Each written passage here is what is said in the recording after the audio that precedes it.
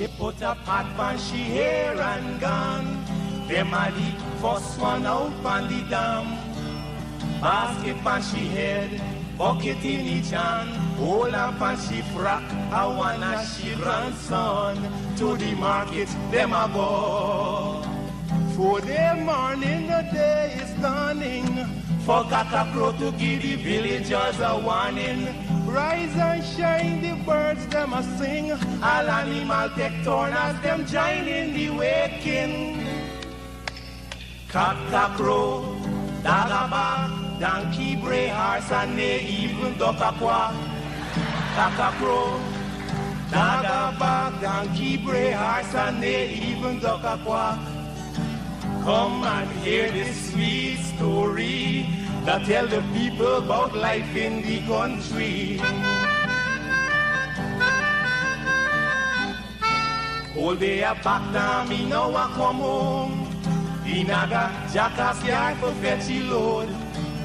Cockle shy hand, bag over shoulder, running by his side, a Rexy and Rover. From the farm, them a come. Sun a go down but up the river. Some washing clothes, some folks are bathing at the water. Fisherman, they catch them a bring. From a canoe boat, man, them start offloading. Aymara, Kwakwari, Hail Baka Kuma Kuma, even Lokonani. Aymara, Kwakwari, Hail Baka Kuma Kuma, even Banga Mary. Listen to this sweet story that tell the people about life in the country. Them children glad when the weekend come. Out in the yard, them all gather round. Some a play catcher, some making house from straw. Two who come later, a grandma or grandpa. All a sit down just a wait. Moonlight so bright, it's just the right time to listen story or to say a little nursery rhyme. Grandpa voice a echo in the night as he tell you tell some picnic a there with fright. Oh Ligan, Mungeza, Massa Kurma Burra Nancy even Watamuma. Oh Ligan, Moongeza, Massa Kurma Burra Nancy even Watamuma. Yeah man, that's the true story that tell the people about life in the country, life in the country.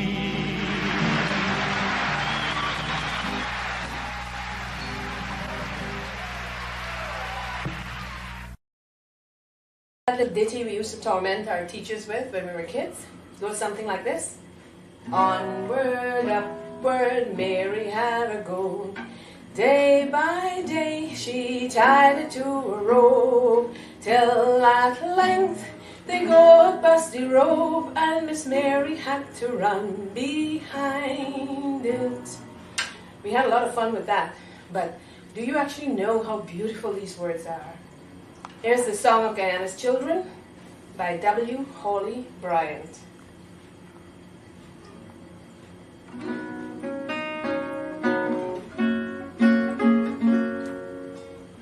Born in the land of the mighty Roraima, land of great rivers and far-stretching sea, so like the mountains, the sea and the river, great, wide and deep in our lives would we be. Onward, upward may we ever go, day by day in strength and beauty grow, till at length we each of us may show what Guyana's sons and daughters can be.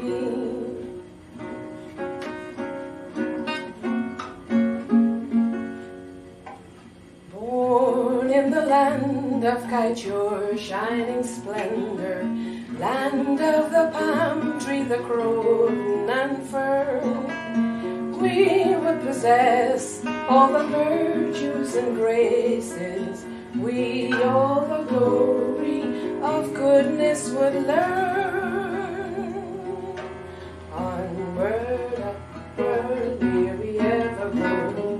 Day by day, in strength and beauty grow, till at length we each of us may show what Guyana sons and daughters can be.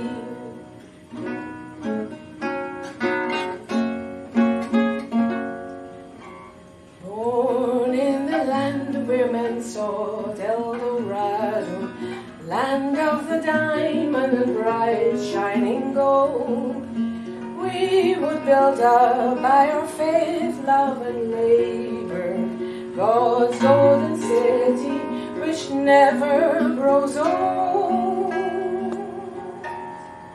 Onward, upward, may we ever grow, day by day, in strength and beauty grow, till at length we each of us may show what Guyana sons and daughters can be.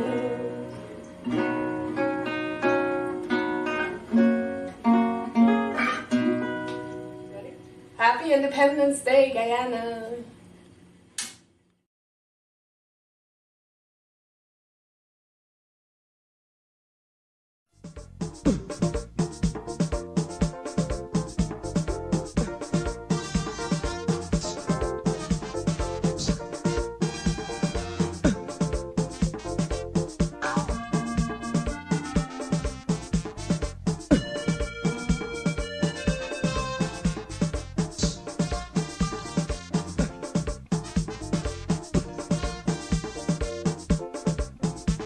I'm in the mood, I'm feeling rude, I'm feeling hot, I want to run. The feeling exciting, so darling, let's do something. I wanna rub my body on your body, body on your body. Let me rub my body on your body. I wanna rub my body on your body. I wanna rub and love up, I wanna rub and kiss up, I wanna rub and jam up, I wanna rub and rub up, I wanna rub my body on your body. Rub my body on your body. Let me rub my body. Rub my body on your body.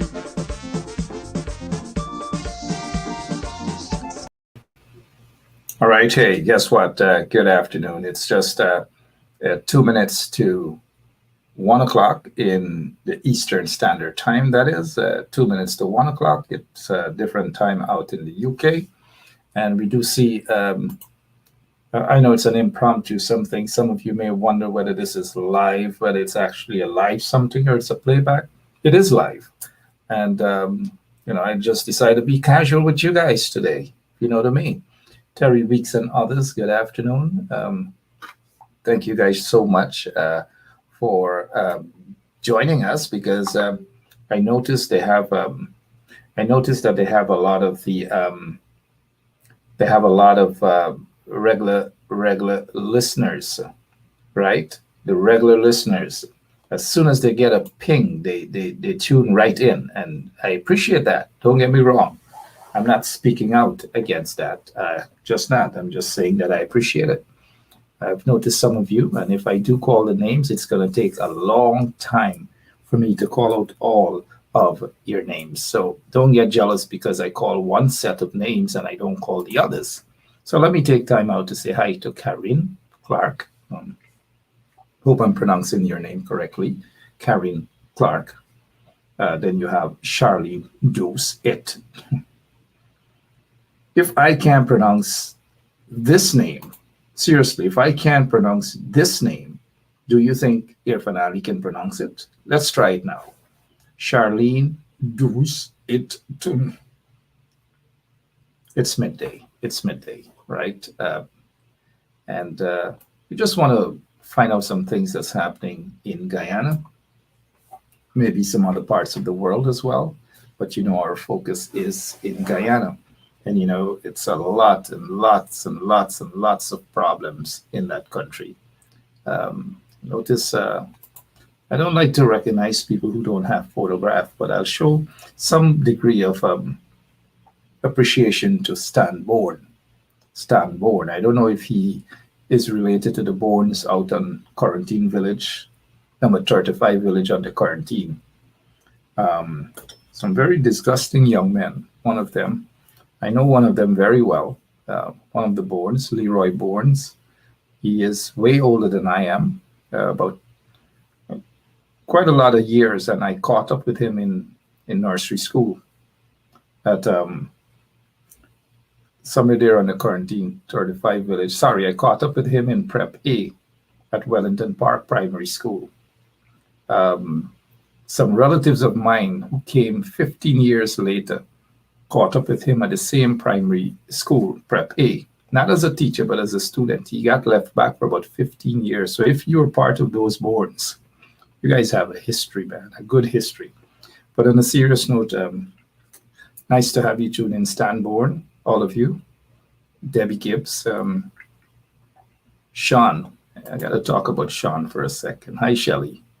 Shelley Granum. Shelley Granum is locked in from the US. I don't know, since you're locked in, when is visitations? You can give me the days for visitations. And if it's anything, I can probably put something on your talk shop.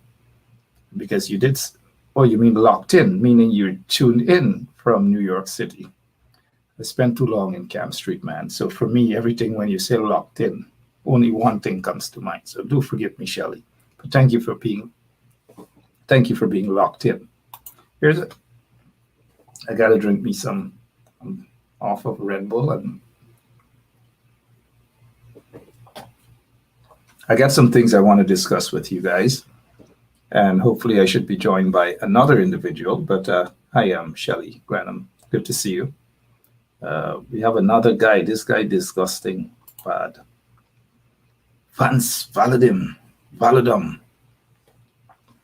don't know what to say other than welcome to the program, Vance. Today is probably your day off.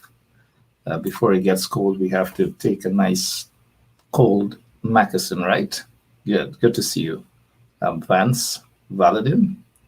Oh, they're locked in, meaning you and your wife and locked in. Good to see you guys. Before we move on, let me acknowledge eating my curry crab and listening. Curry crab and listening. Thank you so much, GT, Root Girl, for listening. And to all of you as well. But that's enough of the greetings. But I wanted to just spend a few minutes with you guys. Not the entire afternoon, but just a few minutes with you guys. I want to see what's bothering some of you. So I'll spend a few minutes to find out what is bothering you, how the country can move forward. We know these guys, the installed regime folks, are making a heck of a lot of mistakes. People are punishing. People are crying out. But also, I know a lot of you have been talking about boots on the ground. Boots on the ground. You have been talking about proper representation coming from the opposition MPs. And so we can spend a couple of minutes so that I can see how you guys feel about what they are doing and what more they can do. Hopefully we'll be joined by Mr. Norman Brown shortly. What they can do to make themselves better and even more effective. Because my nightly program is not one to be an apologist for anybody, including the coalition folks. Certainly not an apologist for them. I'll just give me a quick minute, please.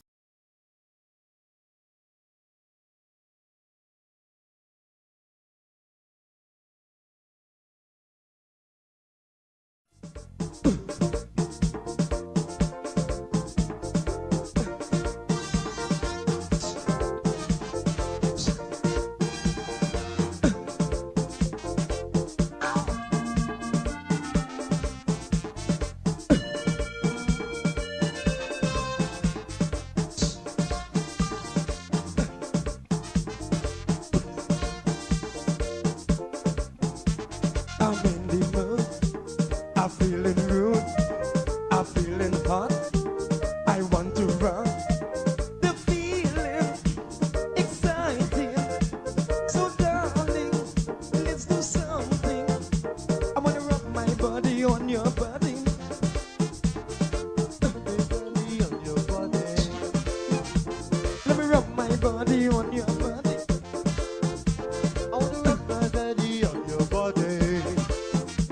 I wanna rub and love 'em.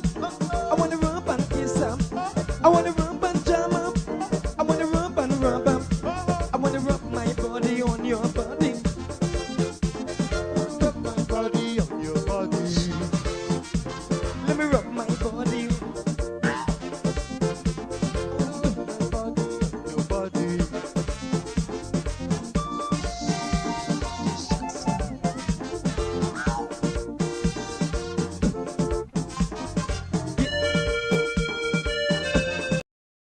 All right, I got pulled off by our operator because we got two persons. I got Mr. Norman Brung in the UK. They just did a protest there in the UK. Congratulations to that. For me, I think it was a success. There was a little bit of mix-up with the address and so forth, but it was a success. Let me welcome Mr. Norman Brung on with us. And let me just say that, Norman, good afternoon. How are you, sir? Yeah, good afternoon, Mark. Thanks for having me. I know it's a bit of a short notice, but you know. Yeah, it is. I yeah. myself, some folks have been calling and asking me why am I not on. But before we get to you, I'd like to welcome the leader of the opposition with us as well, the Honorable Joseph Harmon.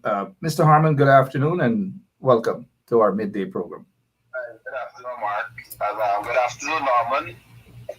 Congratulations on your activity today. I'm happy about it. Yeah, it was actually Monday. They protested there and trying to expose what's happening in Guyana. Yeah. Yeah. Well, of course, it's a pleasure to be here. Mark, you want to take Norman first, or you want to No, Norman was actually saying something. Go ahead, Norman. No, I am saying, Mark, it's a pleasure to be here on your program with the leader of the opposition himself. Of course, I've tried a number of times to get him, but of course he's been very busy. You have him now. Yes, so you know, I'm happy. To you now. Yeah.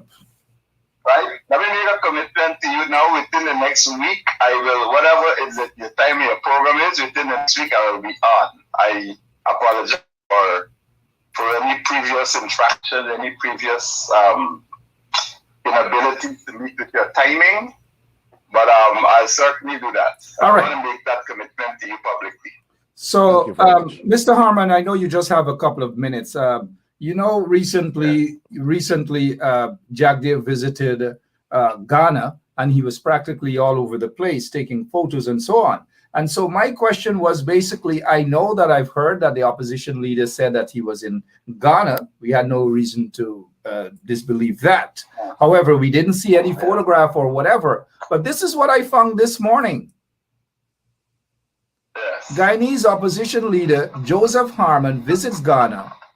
Guyanese opposition, and the article went on to state whom and whom you have met with. What was your trip like in Ghana, sir? Mark, it was a private visit. In fact, the Cedar Mountain Assemblies of God Church, the senior pastor had come to Guyana while we were in office, and I met with him, and he had extended an invitation to come.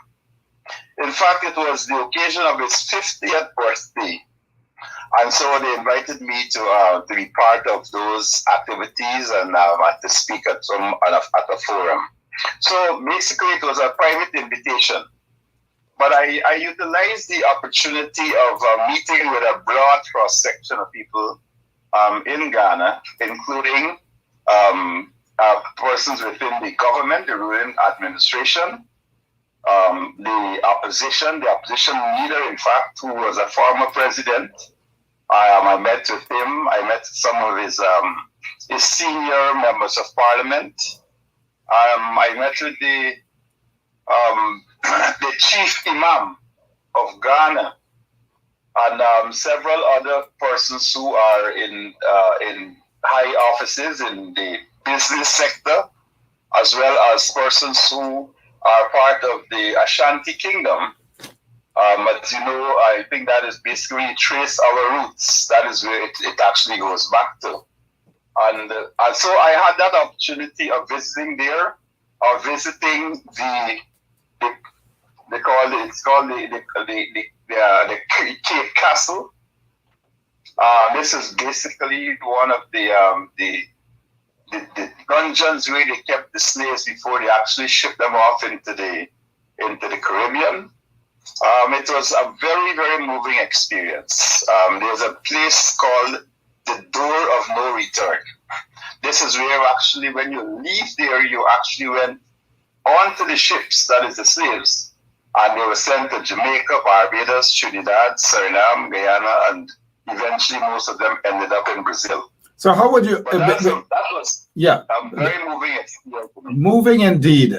People would have loved to see some photographs of that moving experience to those who could not have visited there, to show some appreciation and being thankful that yes, you took time out, even though it was a personal visit, to make some trips around town. How successful you will want to describe your visit to Ghana, your recent visit, sir? I think it was on two levels. One was on a personal level, basically reconnecting with our ancestors, reconnecting with the community somewhere. We actually traced our roots. That was very important to me.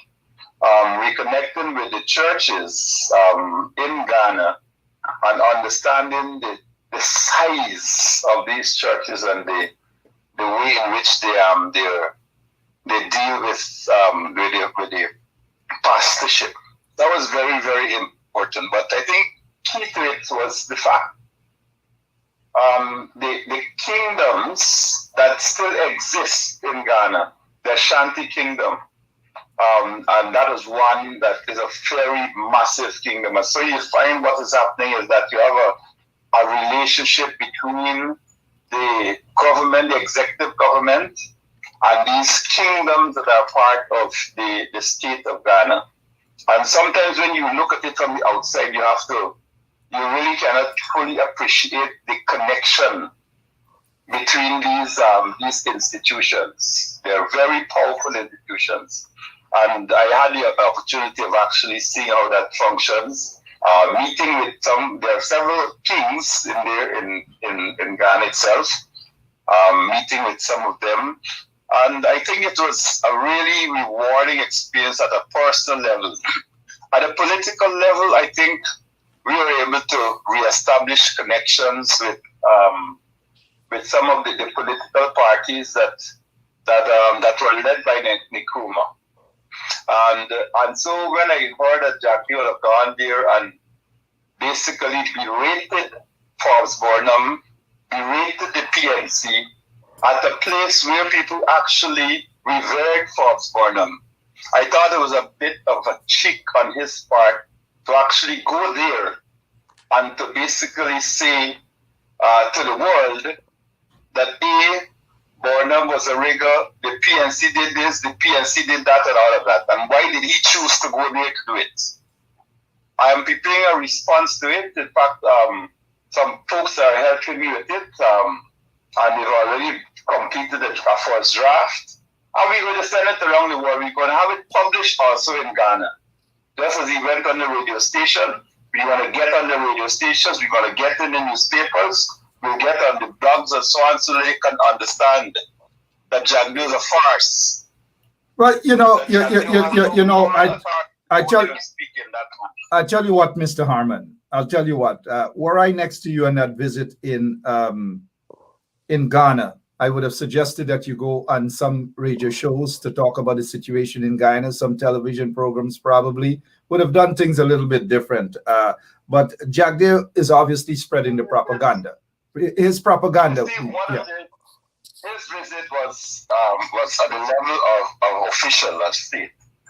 And what is happening now, in fact, the people need to know a little bit more of here. I did some interviews there, but I think what is happening now is that it's now going to come out, all of the information I provided them. I've left them with information on what we call the theft of democracy that shows the way in which the PPP stole the 2020 elections with the help of foreign elements. So they're in possession of that kind of information. but it's not going to come out in a systematic way because they have to with their own listenership and readership for that kind of information. Fair enough. It's not like before we because I know I invited Mr. Norman Brung as a guest, but I'll still have him squeeze in one question to you pertaining to your visit to Ghana. Mr. Brung, you have a question? No, well, of course, I honestly, Mark, as I said, it's an impromptu program. I was not aware. I mean, it's a pass. Sure. You know, I'm not aware. You know, I weren't aware that the leader of the opposition would be on. I wasn't aware, sir, that you were here, but it would be remiss of me to just shoot a question at him. Of course, he's made a promise to come on the show, and I just want to say to the leader of the opposition that the time has come for the opposition to act in a way that is required of them, because this is a time when we see that the PPP is not joking. We see the excesses, we see what is happening in Guyana, and of course, I want to say that this is serious business. This is a government that has exposed itself as being racist. This is a government that is silent when its police commit acts of extrajudicial killings. Black people in particular. This is a government that, as the opposition leader said, is a corrupt government, and I want to give him the chance to make a commitment that his opposition will act in a way that is, you know, satisfying to the. But I guess, Mr. Harmon, you got the gist of what Mr. Brung is saying. Go ahead, sir. Yes, I get a gist of Norman's comment and his intervention. I fully agree with him that you know, the essence of political action is timing. I think we've come to a point where the Guyanese people have seen enough of this type of discrimination by the PPP, this type of extrajudicial killings, these types of the way in which they squander the resources of this country and spending it only on those persons whom they consider to be their friends. They've seen the way in which an entire delegation went to Dubai, minister, wife, and their friend and girlfriend, and all kinds of things at the expense of the people of Guyana. I think that there is basically a point now where people have reached that they will not accept that anymore. And as the opposition, we are going to have to lead that charge, and I am committed to doing so. You know, I know you have promised Mr. Norman Brung to go on his show. He will have tons of questions for you, and I know that I asked you for just a couple of minutes of your time, and I appreciate the fact that you have taken that few minutes, those few minutes, to be on with us. One quick question: I saw that it's floating around that you're possibly preparing to run for the leadership of the PNCR. Has that been confirmed, sir? Well, I'll make a formal announcement tomorrow on the matter.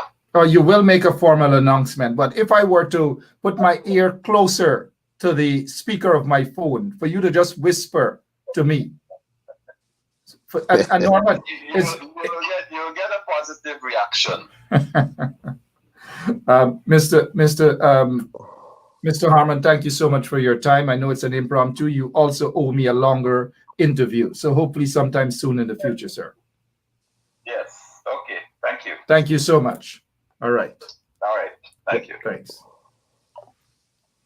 All right, leader of the opposition there. Everything is an impromptu. I came on. I didn't tell myself that I was coming on, but I'm on. I called Norman at the last minute. He decided to come on. I called the leader of the opposition at the last minute. He decided to come on. So this is kind of like we should call it a last minute show. Let us get down quickly, Norman. I know you're a little bit under the weather, as you've indicated, but yet you took time to be on the show. Let us talk about the protest that you guys had. Describe what happened there on that day. Well, Mark, you know, I honestly believe that it was a very small group, but a very vocal group. And I believe that based on the response that we got from social media, that it was a success. The UK is quite different to the United States. Of course, much more could have been done in organizing the event, having other parties involved. Of course, I would have asked someone in the opposition to speak to their people over here so that they can come out and so on. But in that context, it wasn't properly organized. But as it relates to making that call on social media, sending out messages to people and so on, it has been well spread. We were thankful for that small crowd out there that was very vocal, and I consider it a success. Indeed, short notice. I heard that there was some mix-up with the address as well, but it was, for me, it's not a small crowd. Even one man standing up protesting is large enough. And you had close to about 15, 20 of you guys out there. Some of them are not in the picture, of course, so I don't want people to think that I can't count. But it was, in my mind, it was a success. It was a success. So congratulations to you guys. Thanks, man. What were some of the sentiments expressed by some of those folks protesting? I can read some of the placards. People were very vocal about the killing of young black men in Guyana. They were very vocal about that, of course. Some of them were concerned that the opposition wasn't acting in a way that is expected, and so on. And so they were vocal about the general situation in the country. They were calling on the government to renegotiate their contracts. They were asking for justice for the Henry boys. They were asking for justice for Mr. Andrews, who was shot and killed while in handcuffs by the police. They were asking for justice for Mr. Boson, who was shot in bed while next to his wife. Innocent people that were killed by law enforcement in Guyana extrajudicially. And so they were making those calls. It's important that we know that in the UK here, people are aware of what is happening.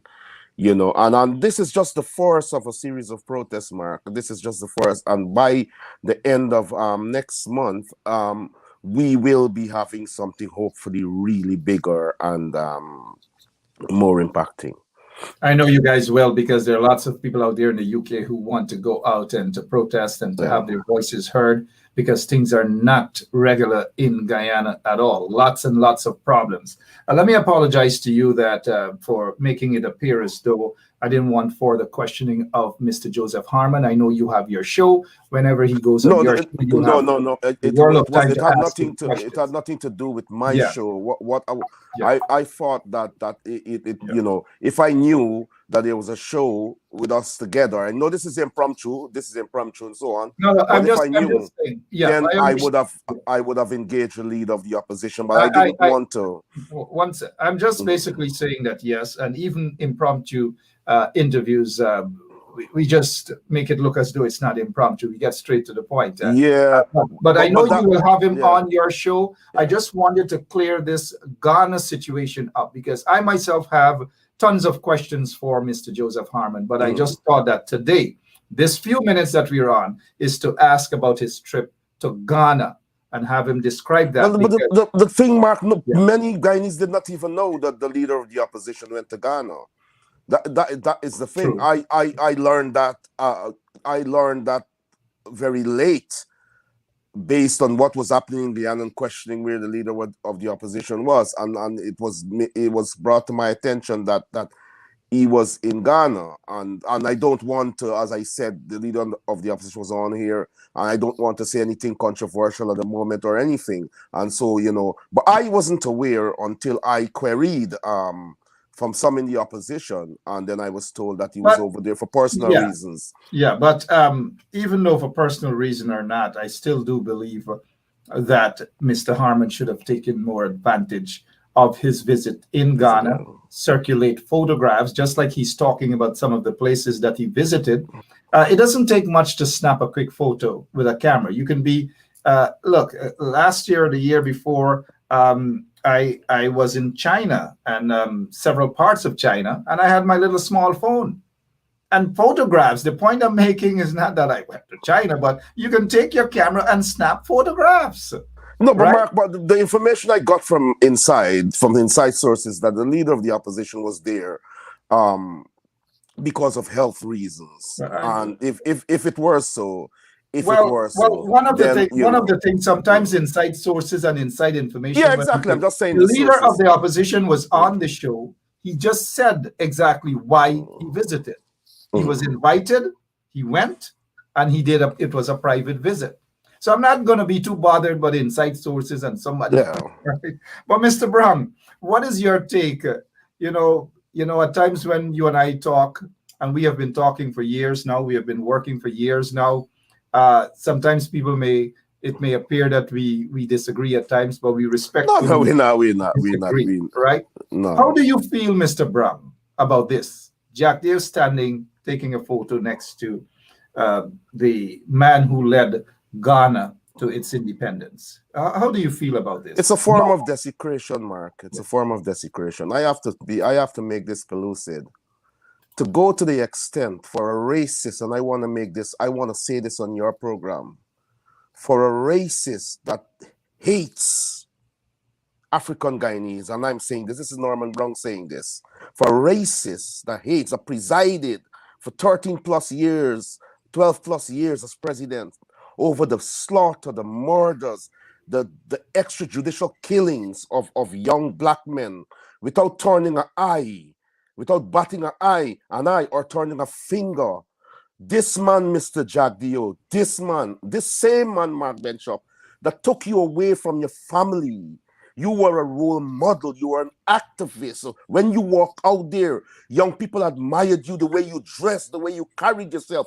Everyone knew you as someone in the public eye, doing your public service, doing your activism, holding a government accountable, holding corrupt leaders accountable. And this man, Mr. Jagdeo, was behind putting you in prison for 5+ years, most of it in solitary confinement. This is the man who stood up and said that if the opposition goes into power, Mr. Benchop, black people will beat drums and beat Indians and rape Indians and all these kinds of stuff. This is a man who goes to Babu John to celebrate the death anniversary of Mr. J. Gunn, and the racist sentiments that come out of his mouth. It's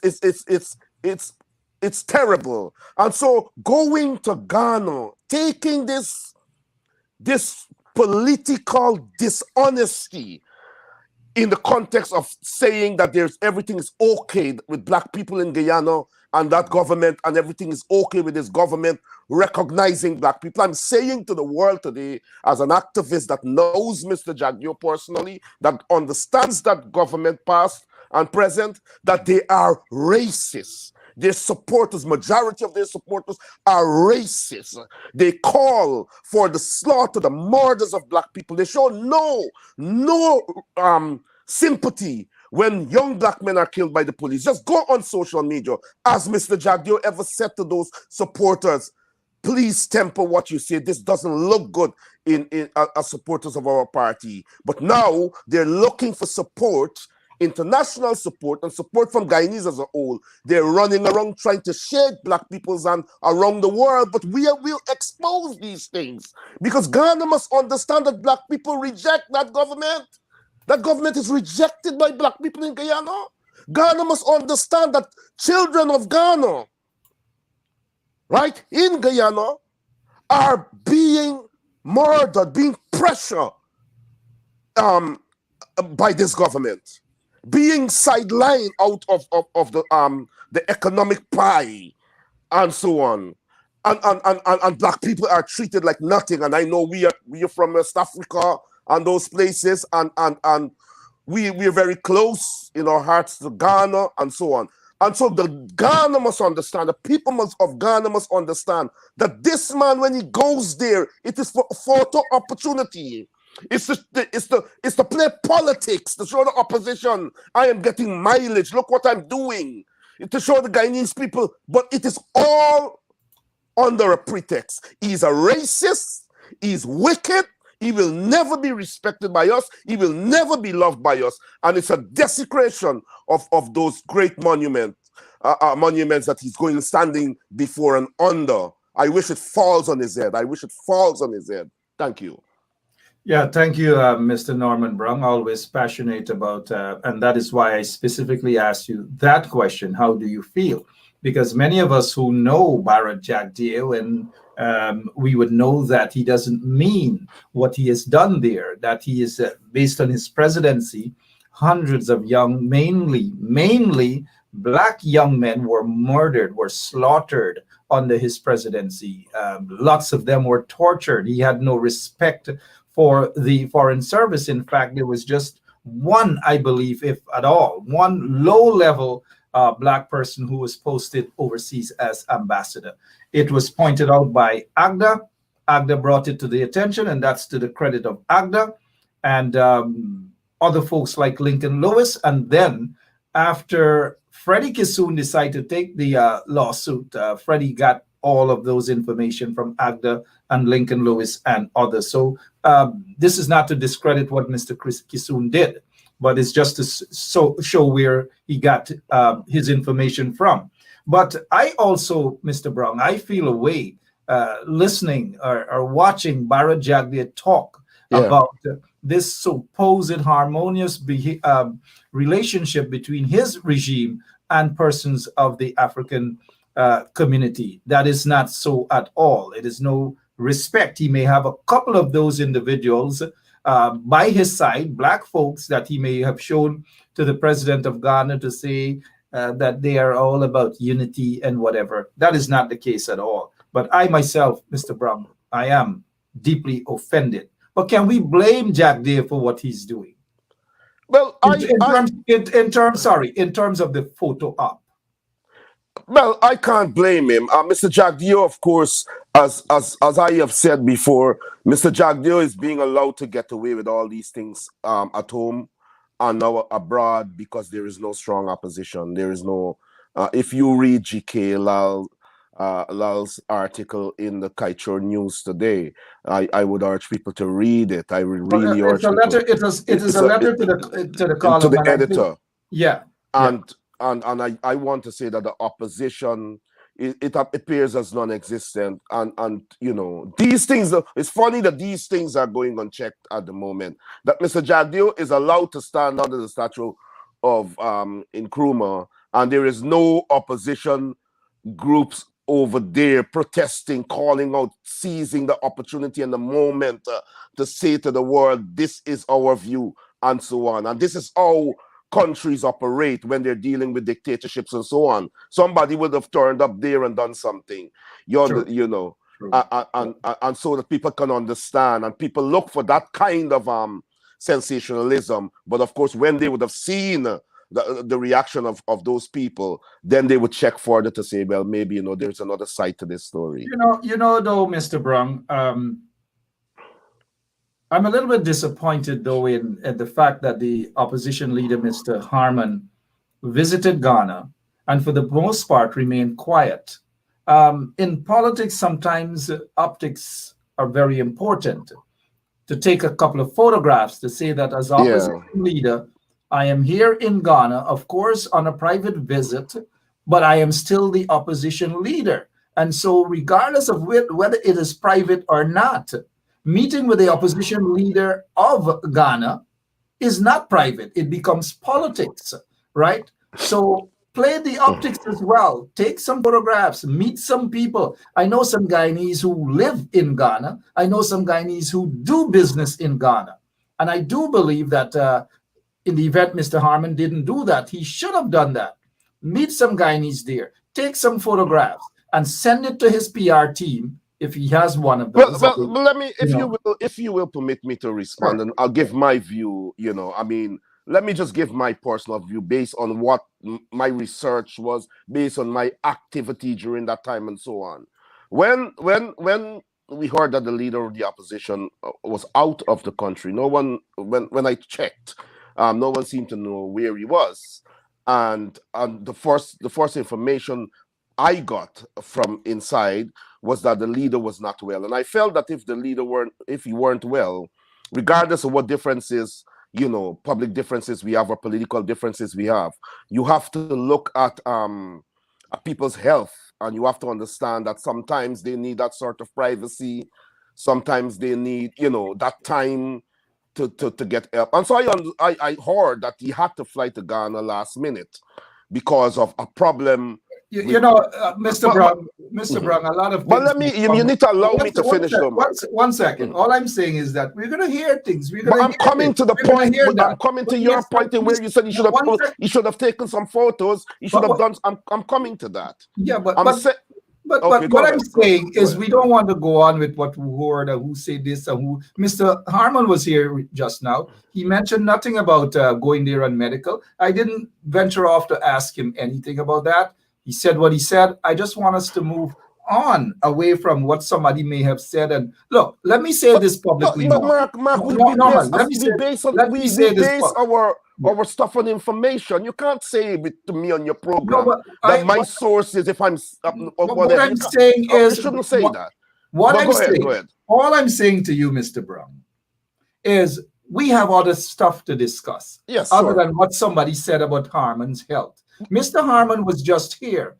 I specifically asked him so that the folks who are listening. But you're asking me now. I am aware you asked Mr. Harmon. You're asking. I am trying to offer a position where the reason why Mr. Harmon may not have been able to have all those photo opportunities and all these kinds of stuff is because he may have, because he may have been ill. But politicians don't want to come out and say everything. So in that sense, I give him the benefit of the doubt. That's all I'm saying. I have seen 1 second. Older now, a little more wisdom, and I'm trying to say that I don't want to get in with what somebody may have said, and because sometimes people just say things. I understand the politics, trust me. But Mr. Harmon, I am seeing some photographs with him sitting with the opposition leader of Ghana. They're talking. He doesn't appear to be a man who's wrapped up in hospital clothing or ill or whatever. Mr. Harmon was just on this show. I asked him what was the purpose of his visit. He never said that it was health related. He said it was a private visit. And that is all. That's all I'm saying, my He said it was a private brother visit. in the struggle. That is all I'm saying. No, but I hear you. I hear you. But go ahead. Yeah, you go ahead. No, you go ahead. You're my guest. No. I have to cut that because my position is this. In politics, sometimes leaders have things to do. They're going on a private visit. The private visit could be health. It could be anything else. You understand? You know, in a moment, in between, they may meet with, you know, officials or whatever. But if the purpose of the visit is not an official visit, then you know you have to take that into consideration. And in the context of the way the leader of the opposition went and the information I got, I was satisfied that maybe, you know, it is okay to leave it alone because if it's, you know, it's whatever. So basically, I don't see a big deal with it at the moment. So should we agree that some of Jagdeo people are saying that he went to Ghana because of health issues to take some muck he may probably have down his throat as well too? We are hearing that. But I'm not aware of that. And Mr. Jagdeo is very, very visible in Ghana. We know that Mr. Jagdeo went there on an official visit. You understand? I am not sure that the leader of the opposition went there on an official visit. That's my point. And the only grounds that I had was why did the leader of the opposition leave the country at a time when the country was in turmoil? And when I further investigated, I understood that this may have been something that had to do with his health. And if it had to do with his health, regardless of how we feel about him, we have to empathize and to say, like, yeah, he has to be given that leeway and so on. And so in that context, in relation to his visit to Ghana, I believe that I wouldn't compare it with Mr. Jagdeo's evil official visit. All right, because I know even when Jagdeo said that he was visiting, there were a group of folks protesting who protested in front of. They walked from the United Nations when they were protesting, and they went to the Ghanaian embassy there in Manhattan to talk about the problems Black folks are faced with in Guyana. So I thought it was rather shameful of Jack Dave to want to give a different side of the story. He spoke about rigging and all these different things. Something that I kind of had to smile, because I knew that he was lying about so many different things, about the third term, that he doesn't want to be in politics. This guy has been a destruction, Yes, a humbug totally agree. for the development of Guyana. But what is your take when he talks about the PNC rigging and all these things? How do you? Look, Mark, I have come to the conclusion that the PPP hasn't won that election, and I've come to the conclusion later on based on assessing a lot of things that I didn't assess before. Now that you have this conclusion now, was it the same you held months ago? I didn't have that full conclusion when the election would have been over. Fair enough. I felt for a number of reasons that we would have lost ground in relation to how our government would have operated during that 5 years.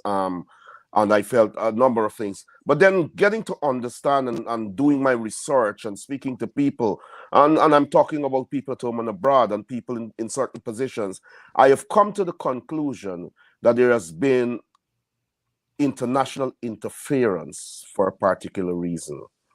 I have come to that conclusion. I've come to the conclusion that the PPP deliberately tried to rig that elections, knowing that they had the international community behind them. The conduct of certain international diplomats there in Guyana was unbecoming, was appalling. And therefore I saw it then and seeing it better now as a conspiracy to overthrow the coalition government. And Mark, regardless of what we have to say about the coalition in opposition, that 5 years in government, there would have been some missteps, but there was value for human life. There was order. There was, people felt safe, and those fundamental rights that we so cherish and the world promote and stand behind, those fundamental rights, they are now being trampled on. They weren't trampled on under a coalition government, where Mr. Harmon played a prominent role, where Mr. Granger played a prominent role, and so on. What I think that happened is that they didn't listen, and there were some mistakes and missteps, and some of it deliberate, a lot of arrogance, and so on. But I believe that if I am to exert my energy, I will exert my energy to see this opposition return to power as the next coalition government, and to see the back of the PPP, because I'm telling you, Mark, this is only the beginning of what is to come under this government, the trials and travails and the madness that will be visiting us. And so, I believe now, and believe strongly now, that it's an illegal regime, an installed regime that is there in office today, and they must go. In office, they must go. And when you move around London, that is the sentiment being expressed by most Londoners, right? Guyanese who are now Londoners. Am I correct? Yeah. A lot of people. That's how a lot of people feel on social media in the UK, throughout the UK, Europe, America, the Isles of the Caribbean. I think a lot of people understand that we are dealing with a dictatorship that was installed. Fair enough. I noticed some of our listeners are asking me to allow you to speak. I never stopped, Norman, but if you know Norman and Norman and I are both from Linden. We have this sort of discussion at Mackenzie Market, Wisma Market, wherever, even at the boat landing. And one thing for sure, I'll say this even in front of Norman's face. I noticed some people saying that looks like Norman and Mar are going to fight. Even if we fight, Norman can't beat me. Can't at all. Never. That's. I think they were responding to the me not getting the opportunity to properly address the position with the leader of the opposition in Ghana. Yeah. And yeah. I think you did give me, but I with all due respect, and I'm reading some of the comments, and with all due respect to you as well, I may take back my position to say then that in a democracy, and not because it's my show means that I should do all of the talking, and if a guest doesn't talk, what let me allow you to explain yourself to that point that I Yeah, tried. but Mark, look, Go ahead. listen. Your program is a democratic program, so to speak, and I'm happy to be afforded the opportunity to be Sure. on here, and that is most important that But we I are didn't here. want to take. I came here for No, to no, but address I felt couple of a bit issues. slighted. I felt a bit slighted in my response because I have been, look, I've been very, very vocal against Mr. Harmon. Very, very vocal against Mr. Harmon. I think justifiably in a lot of ways. But we have to understand something, Mark, that as we continue our struggle, as I am doing, and I'm listening to people in the opposition, and I'm getting another side of the character of Mr. Harmon, the nature of Mr. Harmon. And though I believe that his leadership is not up to scratch, I have to take other positions in consideration to draw a picture of who the person really is. And honestly, based on what I have gotten so far, I think that Mr. Harmon is more of a leader than we would have thought based on how he is operated within the realms of the party, within the mobilization of getting the party going in parliament, in how he deals with people, his personality is way in bending over backwards to help people in need and so on. And there is this consistent view coming from people within the party that Mr. Harmon is actually a person that listens to people and that he's very humble and so on. And therefore, I wish to give credit to that aspect of him and to say that if Mr. Harmon can show that side of him, if there can be that militancy coming out of him openly in confronting the PPP, I don't believe that I would have a problem with his leadership. I believe strongly that he has not done much. I believe, as the leader of the opposition at the time when we needed that leadership to stand and confront, I believe strongly, Mark, that the leader of the opposition is partly to be blamed for what is happening to supporters and to African Guyanese in Guyana, because the PPP, the police and all, they are doing these things because they feel that the opposition has no leadership. But of course, I am saying, and I want to make this clear, that the things I'm hearing about the leader of the opposition at the moment, the information I'm getting about him, I have to say publicly that you can judge somebody from their public persona, but there might be more depth behind the scene. My call, though, is to see a robust opposition and a robust leadership, and a leadership that says to the PPP, to the state police, to anyone, that if you touch our supporters, there will be repercussions. It's not a bluff. It's not a joke. Guyana is for all Guyanese. Quickly, in touching on the point with the Ghana situation, I want to say this very clearly. The information that I got is that Mr. Harmon was not well. Mr. Harmon was seeking a medical attention. I'm going to make this clear out here. It could be wrong, but Mr. Harmon was supposed to go to America. He was denied entry into America for some reason and so on. And therefore, the trip to Ghana would have been an emergency trip. And in that sense, I believe that if Mr. Harmon was dealing with his health, he's in his 70s, I think. He looks well, but we all are suffering with health reasons, with health problems now, sorry. And if he has gone over there, I'd gone over there to look after his health, I want to say that I have no question whether he should take time out to take a photo opportunity with the president, the leader of the opposition, go out there, do anything political, because health is important, Mark. And that's basically it. All right, Mr. Harmon is not in his 70s. That's one. Yeah, he said probably, yeah, maybe. Yeah, maybe, he's not in his 70s. That's one. And the other thing is his application, as you know, he gave up his U.S. citizenship, and his application was still pending. Yes. Based on my source. So I wouldn't venture out to make it appear as though it's for all certainty that he was denied entry. And sometimes, because I'm a little older now, Mark, sorry. sorry. Yeah, All but I'm saying is that he was not able to go to America. If your application is there and you try to get there on an emergency, you are denied entry if you're not allowed to go. Whether your application is pending, don't let's play with words or whatever. He was not allowed to enter the United States, Mr. Brown, regardless. Mr. Brown, Regardless, you know.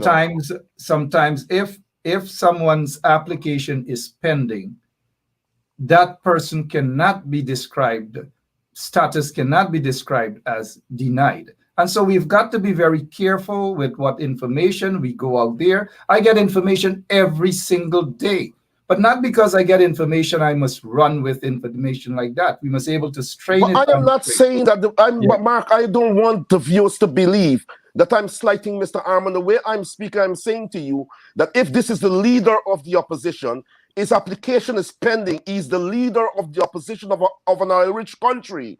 If there's an emergency for him to be flown to America, whether the application is pending or not, there must be something, you understand, diplomatically that can be done to help the leader of the opposition. That's all I am saying, Mark. I'm saying that if America decides to say your application is pending so that you cannot enter America, that is the denial of entry into America. I am not saying that he was denied because, you know, of something negative he has done or anything. I'm saying it on basically that he was not able to go there. What I'm saying to you is we have to be very careful with how we process information. And the simple fact that I'm saying is not because someone's application is pending means that there is a denial. That is all I'm saying. So to even suggest that he was denied, to me, it's basically stretching whatever little information. Well, he was not, let me rephrase, he was not allowed entry into America. You know, however you want to put, whether it was denied or allowed or not allowed, he was not allowed entry into America, and he was ill. He's the leader of the opposition. You understand? That is what I understand. What I'm trying to say to you, Mr. Brown, and I believe that I'd want to stick to what I'm trying to say to you. Go ahead. That if an application has been still in the process, there is no legal basis for one to say that that person has been denied or not allowed. It simply means that the application is still being processed. That's all.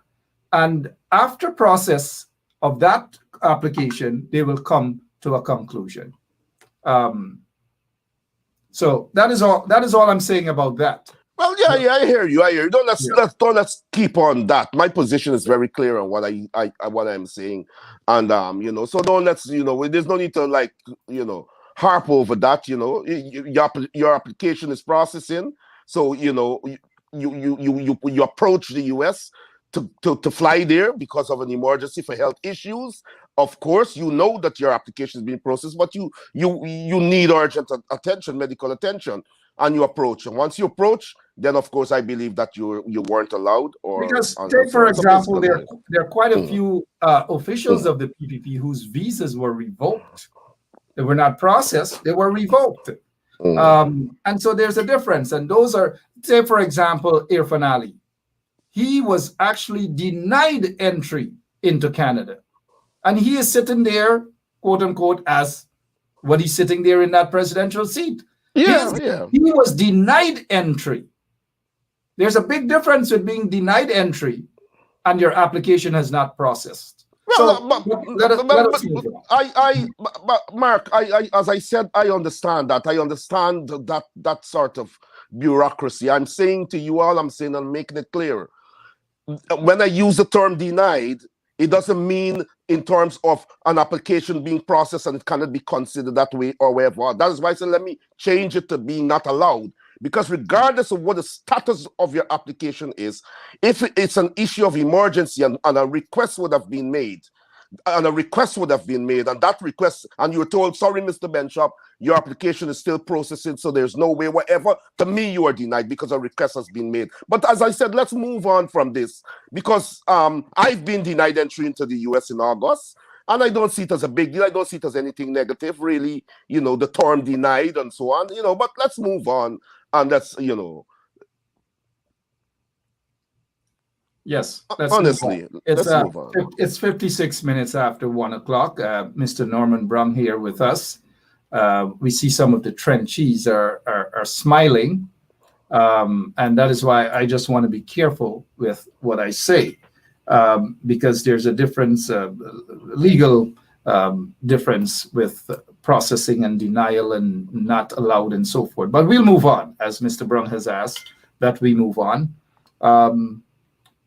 Sugar workers currently. I can't see the comments coming from your viewers. That's okay. Yeah. About an hour or two ago, there were folks protesting in IFLOT. Sugar workers were protesting. Are you surprised at all these protests right now? I'm not surprised, Mark, because I believe that even sugar workers know that they're being slighted by this wicked regime. You understand, as you are aware that this government made so many promises to the sugar workers that they can't live up to at the moment. But this is the dishonest nature, not of the PPP in its entirety, but the dishonest nature of the leaders, of some of the leaders, Bar Jagdio, Irfan Ali, Anil Nandlal, Priya Manik Chand, Kwame Mackay, Robinson Ben. You can name these leaders that are in that party that sits down, that sit down together, and would construct all these fallacies to cause their. Yep, sorry about that. We lost Mr. Brung. Yep, we lost Mr. Brung there. Hopefully we'll be rejoined soon with Mr. Brung before we wrap up. Hopefully, here he is. Yes, Norman. Yeah, we got cut off there. Sure. Yeah, and so, it's not surprising, Mark, to say that there will be protests, and I'm going to say this to you, and that is why I'm saying that it's important that opposition begins to do its work, and we begin to strategize, because there's so many supporters of the PPP, so many Indo-Guyanese that are dissatisfied with this 1 year plus performance of the PPP, but they are feeling that there is nowhere they can turn to. You understand? No one they can turn to stand in their corner, and so on. And I'm telling you, Mark, it is not as it seems that you're getting from people out there.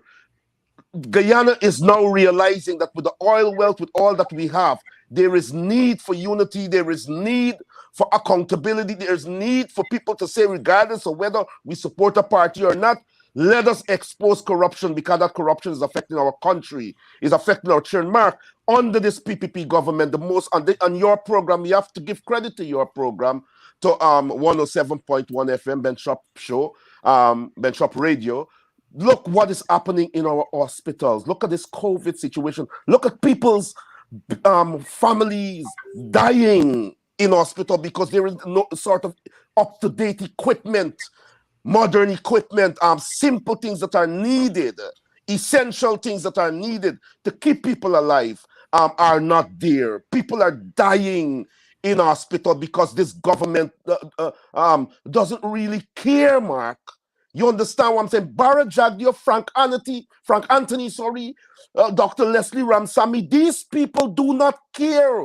We know that they do not care because we saw what they did over the 23 years when they were in power. Look at Leslie Ramsamy there being a senior advisor to health in Guyana. What kind of insult to the Guyanese people as a whole is that, to have Leslie Ramsamy back again there? And so I'm saying that if an election is called tomorrow and there is a robust opposition, I believe that the Guyanese people would choose correctly this time, because people's eyes are beginning to open that those in the PPP, some of them in the PPP, I must say, some of the leaders in the PPP, some of those I've mentioned, that they are so corrupt that we will not see a brighter day in Guyana. And that is my position. Sorry about that. That definitely is a fair position to have. We see the PPP trenchees are all over. Those are the trenchees who are being paid right there at Freedom House. They're being paid. That's all. They are being paid. Paid trenchees. We know who they are, and we hope that our operator Lemon would do the honorable thing and throw them in the trenches or in the rum shop. Norman Brown, thank you so much for your time. Thank you for having me, Mark. Hey, quickly, Yeah. Norman, quickly. I was going to ask how is your friend Bino, but I'm going to skip that. Next time I'll ask you how Philip is doing, because I've seen that you guys had a nice discussion where Philip will always be Philip, man. I think he's in good stead. We haven't spoken in a while, but I think he's in good stead, man. He's a fighter, you know. Yeah. So, what's going on? What's going on in Linden, man? All these deaths. The headmaster, the principal of Mackenzie High. Your take, sir. It goes back to the position. Sorry, the position I've just made in the context of and I wish to give my condolences to all the families there. I grew up with Aslin Small. We played together as children. We're from Kansas City, as you know, so it's somebody that I've known all my life. And I really send my condolences to all the families of those who have passed. Deep condolences to the people of Linden and across Guyana, to the families that are dying. But I have to say this, Mark, and this is not a political statement. Deep inside of my soul, I believe outside of the extrajudicial killings and all that, the PVP got no value for human life, Mark. And they've always looked at the health of the Guyanese people in a way that is you understand, is scanty, as we put it. They don't care about human lives generally in that party and government, and so I'm saying that all these deaths must be placed at the feet of the People's Progressive Party, because they are the government, and there's so much, the nurses, the people working in the hospital, in the COVID hospital. Your show would have exposed those things. It's appalling to see a government, you understand, that is benefiting from the wealth of oil in Guyana, a government that is benefiting from millions and billions, cannot even put the health and the wealth and the welfare of the Guyanese people first, and that include people of all ethnicities. And that is why people have to understand that this is no longer a struggle where Mr. Jagdeo can fly to Ghana and pose under a black leader's statue, then goes into Babu Jan and those other places and speak quietly to Indian people that don't give black man power and all them kind of thing. People have got social media now, and they're beginning to understand that, you know what, we are not going to be shafted by politicians hating each other, going at each other's throat while these boys getting rich, and people seeing what is happening in the lives and with the lives of Anil Nandalal Jagdeo and all those people. They have amassed fortunes, but people, whether they're Indo-Guyanese, Amerindians, African Guyanese, you understand, they are living largely like dogs in Guyana, a nation that doesn't have 1 million people, a nation that has billions and billions of barrels of oil that is benefiting the Western society, while we still struggle to get electricity. We still struggle to get reliable supply of electricity. What kind of Guyana is that if all of us, Indian, Africans, Amerindian, Portuguese, everybody, cannot stand up and say, tomorrow, we've been through 5 years of good governance, regardless of what people may feel. We've been through 5 years. We have felt what it is to begin to feel like Guyanese, to begin to feel like there is no racial issue, there is no fear of police killing us, there is no, we have begun to restore confidence in the police, the military, or the way public servants operate. And Guyanese people saw that. And then suddenly, GCOMDOR is kicked down by representatives of foreign missions in Guyana, along with the PPP, and the rest is history. Look what is happening now. And I'm saying this, Mark, and the leader of the opposition must understand this, that perhaps there must be some way that we do not have to wait another 4 years to go to the polls. He will have to say how that could happen, but the people of Guyana, the people in the diaspora, are saying today that they don't want the People's Progressive Party. And what we are seeing with the COVID situation, the handling of the COVID situation, these people dying. You interviewed someone only a few days ago where a mother, I think, died from childbirth, Mark. it was avoidable, Mark. It was avoidable. But this is Frank Anthony. This is the PPP. They don't care about sorting things out, Mark. They care about the high life, care about the image, care about putting out a press statement to look good, a press statement of lies, while people could take a camera into those places and expose it. And I'm saying to you, to the Guyanese people, go into the Georgetown Hospital, send it to Mark, send it to myself, send it to Dr. Hines, send it to Cams TV. Go everywhere you see these things, right? Take a video of it, take a photo of it. Let us expose this wicked regime. Mark, you have been a fighter. You continue to be a fighter. Respect you. Always happy to be here on your program, whether it's last minute or not. You know, Norman, you and I sometimes, very infrequently, we would have our disagreement, but we've always kept it respectful, and we have done so privately, and we have done so, we continue to do so publicly as well. Thank you so much for your time. I know that you are not well.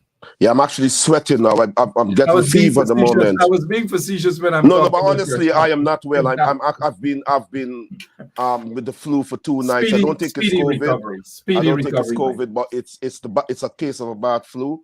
And so at nights it's really, really bad. But thank you, Mark. And as you know, even if it's last minute, you know I would come on because thank you. What you're doing is laudable. What you're doing, you know, is great. And well, all of us have to play a part. You're playing your part. I'm playing my part. The audience, they have to play their part. But I have to thank you also for all that you're doing on the, you know, the exposure that you're giving us and the people of Guyana and across Guyana. So we have to say thanks sometimes. We have to say thanks sometimes, and to let you know that we appreciate it. Of course, if you go back to Guyana tomorrow, straight to Camp Street again, because you know Jagdio. Well, I rebuke that. Talk to you. Have a good day. We'll end on a better note. All right, good. Thank you so much. Look after yourself. Take care. Yeah. All right, then to all of you, thank you all for listening. You know, with what Norman just said there just now, straight back to Camp Street. If he had said that to Philip Bino would have pulled you up, you know. Well, I was just saying how wicked Jagdio is. I know that. Yeah. But yeah, thank you, man. Thank you, man. Always. Goodbye. Good night to your viewers. Keep the struggle. Keep the fight. Thanks, opposition, man. Strengthen yourself. Let us do this thing. Let us unite. Let us work together. Let's share each other's platform and let this struggle intensify so that we can bring down a wicked regime. Thank you, Mark. Yeah, thank you. Thank you so much. Norman Brung there. Norman Brung. Can't Norman, when Norman is in an argument, politically or so, in the streets and in front of Mackenzie Market or wherever, you got to stop and listen to Norman. He's very passionate about what he does, and that's what I like about him. For those of you who thought that, you know, we disagree, that is the nature of a talk show. You don't expect somebody to come on and yeah, it's true. Yeah, it's true. Yeah. And we all, yeah. There will be arguments. There will be disagreements. Of course, there will be disagreements, right? And there were some disagreements, maybe because of how it was said. But at the end of the day, we are good. We are good. And when we are good, the PPP trenchies do not like that. They do not like when we are good. But I'll play this song for them trenchies. They're probably in a rum shop right now. They're on rum, drinking rum, sucking rum. So long. I'll see you guys tonight. It's been a long time, this not baby full time. It's been a long time, this not baby full time. It's been a long time, this not baby full time. Long time got some long load.